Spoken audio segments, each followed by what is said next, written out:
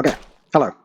Let me show you the combat prototype as it stands for the game that I think I'm going to call Project Battleaxe for now. It has a sort of proposed title, but I don't want to say what it is yet. And I'm not in any way guaranteeing this is going to be our next project. It's a thing I'm very excited about, and I've got a lot of plans for it. But we won't know until we've built enough of it to say if the actual concept works.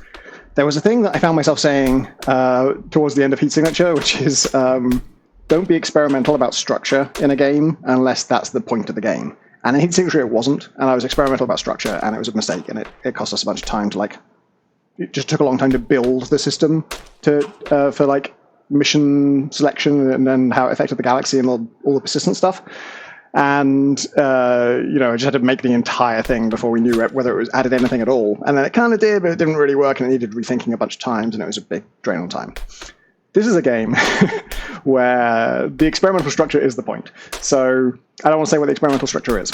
The experimental structure is the point, or at least it's the novel thing about the game. But I'm not building that first because the game is also going to be an action roguelike. It's going to be very much in the vein of Hades, that kind of thing.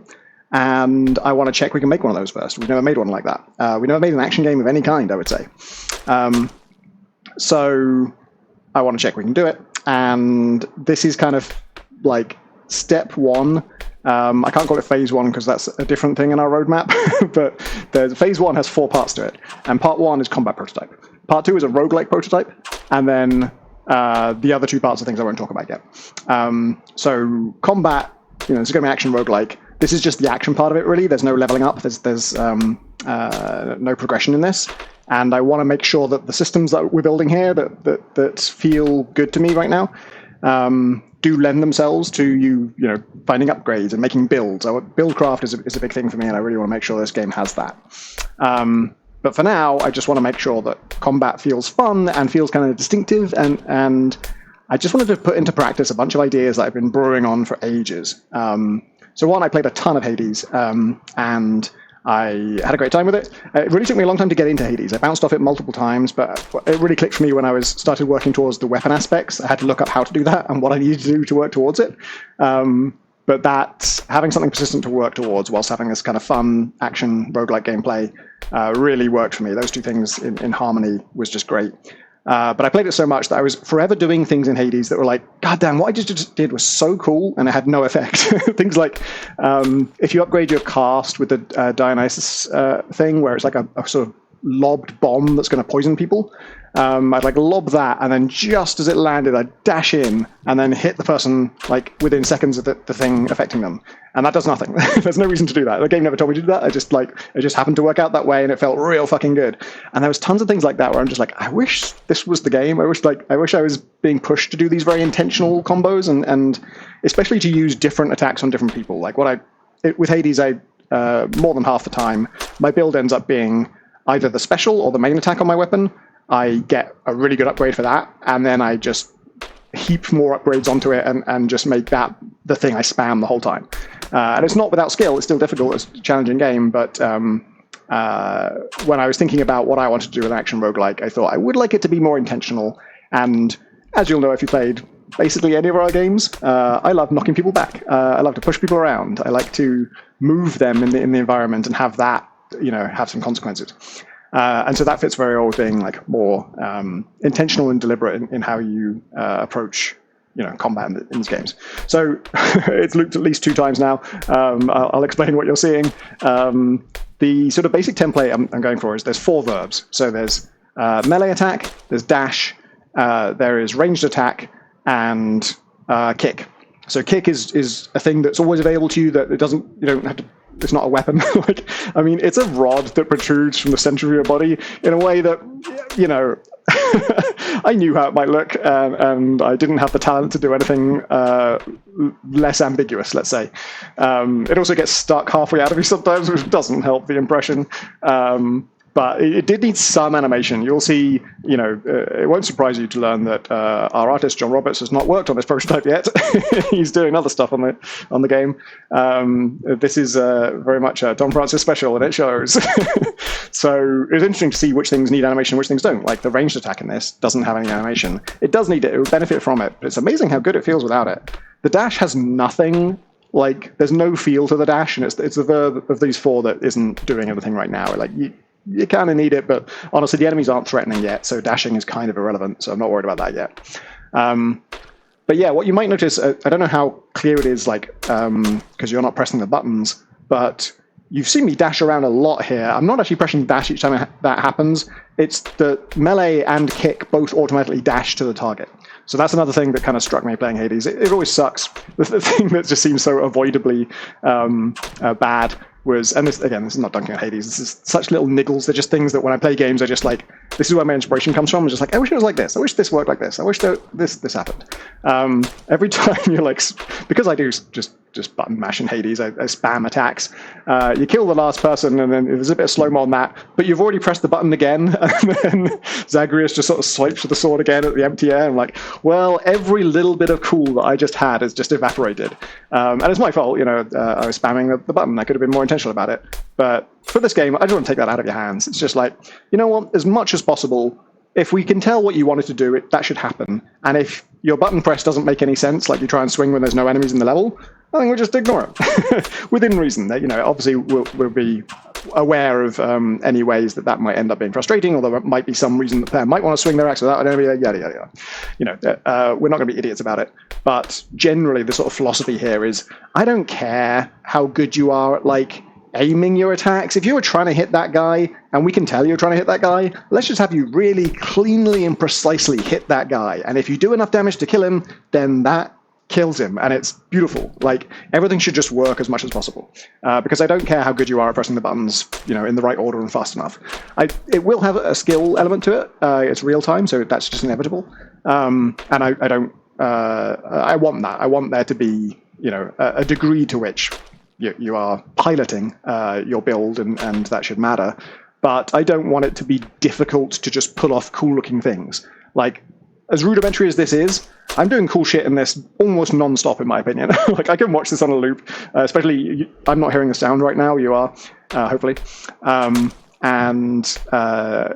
Just this video looping is very pleasing to me. It's very, soothing. Everything sort of works, You'll never... will you ever see me missing this? Yeah, my range attack will definitely seemingly miss at times because I'm shooting someone off screen, and you can tell I was aiming for someone else, and the auto-aim for ranged attack is very last minute and just fudged together from the auto-aim for melee attacks. But yeah, 99% of what I'm doing here just works and happens cleanly, and I want that to be the player's experience. I want that to be pretty easy to do. There's a bunch of challenges with that we'll hit further down the line as it gets challenging, in terms of whenever you make assumptions about what the player's trying to do, you might be wrong, and if they do the wrong thing and that has consequences for them, that's going to be really bad for them. So one of the things we're going to add that isn't in there right now is that if you're just tapping the button, we're auto-aiming, we're locking you onto what we think you're trying to do. If you hold it down, I would like you to be able to precisely aim, so you always have that control if you need it, and we slow time down so you have the chance to do that. So that's, especially in the vein of being more intentional. So yeah, we're trying to figure out if this is fun combat. The next thing I need to do is make enemy types that you'll see. These guys are pathetic.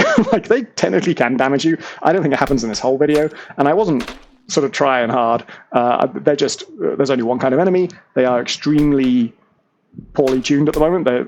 I wanted it to be, my main priority was let's make sure the enemies telegraph their attacks. Let's not have them hit you out of nowhere, because that's going to be frustrating. Let's make sure, I can set up an animation to do that and just have that sequence of events unfold in the right order. Haven't done any tuning on it yet. I should mention, by the way, these guys, obviously, you're a human in this game. The enemies look exactly like you right now, which implies they are human too. They're not. They're going to be monsters, so it's not going to be a game about killing people.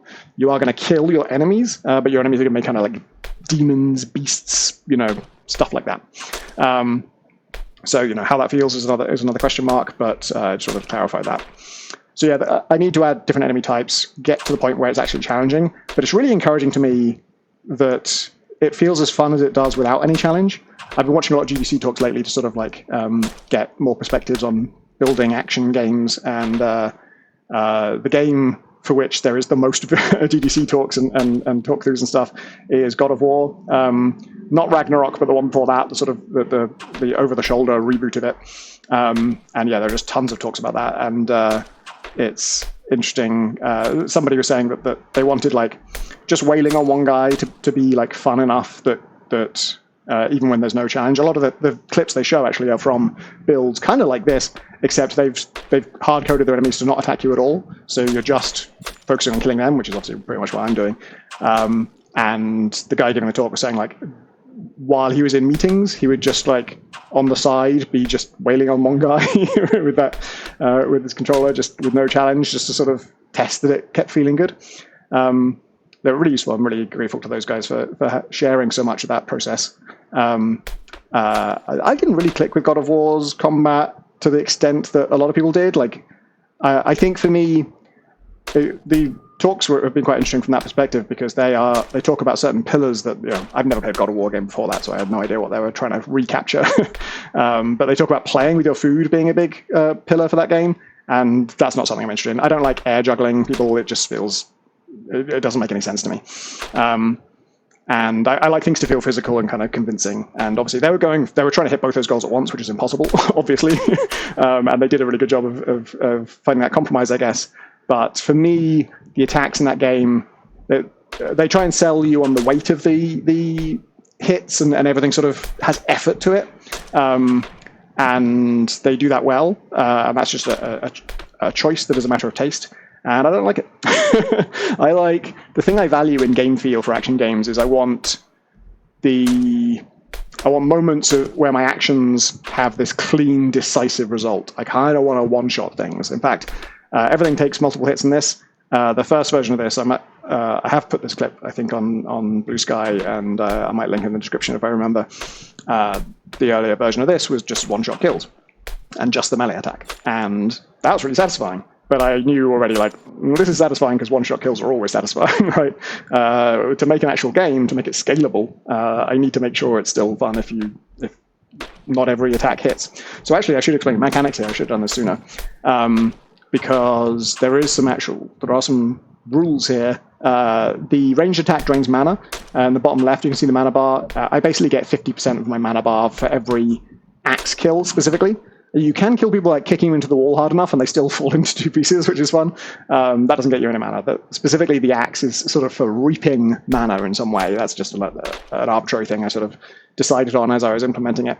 But the dynamic that I wanted to test that was in the plan was the idea that the ranged attack is a somewhat precious thing and a somewhat powerful thing. And if you have enough mana, certainly in this build, you can just spam it and, like, I can only store enough mana for 2 shots right now, but you'll see me sometimes in this build rapidly kill 2 different people who are miles away from me, and it's always a one-shot kill, the ranged attack, and it's just extremely powerful. And I'm excited about, like, making a build that has maybe sacrifices mana generation for higher mana capacity, so that over the course of a long fight like this, you could be building up and up and up till you have like 15 range attacks, and then get yourself in the middle of a mob and just go bam, bam, bam, bam, bam, bam, just like slay them all. That kind of stuff could be fun. And in particular, I want variety in that. I want like different builds having that same effect. That specific dynamic came from playing Diablo 2 Remastered. Was I playing Amazon maybe? I had a javelin anyway, and I had the ability to have like a standard like stabbing attack. I think I was actually switching weapons. I might have had like a sword or something, and I'm hacking away at the usual enemies, and then one scuttles by in the distance, maybe like a shaman resurrecting other goblins, and I really wanted to just be able to throw one javelin at that guy and just nail him. Like I could, by pressing W, I think I could switch to my other weapon set, and that was a ranged weapon set, and I could throw a couple javelins in this very awkward way and whittle him down and get him down to 0 health and he died. I'm like, that's fine, but God, it would be so good if like, I don't even want to have to switch weapon sets. I just wanted to hit a button to throw a javelin at that guy and it insta-kill him. And obviously that's powerful, so it has to be limited. And that's where this system came from, was just like, I don't want to be switching weapons. I just want to have a button for that and a button for this, and I just choose as appropriate. And that's the thing I'm going to get into with enemy types. We're not going to, especially not at this stage, have a ton of different enemy types. But one of them that I'm planning is like an exploding enemy that when it gets close to you, it blows up, which very common to a lot of games. But in this game, I think it has extra utility because when that happens, you don't want to hit them with a melee weapon because that will just blow them up in your face. So you need to use the kick then to get them away from you. And lots of the thing that feels really good in this game, the thing I really want to incentivize is chaining different verbs together. So I try not to use the word combo because combo means so many different specific things within action games. But yeah, a sort of a varied sequence of verbs feels really good. Kicking someone back, then slicing them in half. Kicking someone back and then shooting them with a ranged attack feels really good. There's no reason to do that in this game right now, but that's something I'd like to lean into with the build. Like, what if the ranged attack does more damage the further it travels before it hits them? So you're incentivized to kick them back and then shoot them. That could be really cool. Maybe it even has a minimum range, like you can't target them if they're too close. So that you have to do that. But yeah, that stuff feels really good, and I'm pretty excited about how it's shaping up. Like I say, I'm not going to talk more about the rest of it and what the sort of overall concept is. I want to build that first. But once we've built enough of it and can tell whether it works, then that's probably when we'll do, like, sort of announce this thing. But I was looking back at like heat signature and devlogs I did for that, and yeah, I showed that game before you could even go inside the spaceships. And it's I kind of want to get back to that. I want to be a bit more free and easy. Breach Wizards, we really didn't show much for a long time because I needed that visual element of it to sell the concept, and it was only once we had concept art that I properly announced it. And so all the early prototypes I never showed, and you know, that didn't hurt us, but it's just nice to be able to show things more liberally, I think. So I'm going to try and do that more.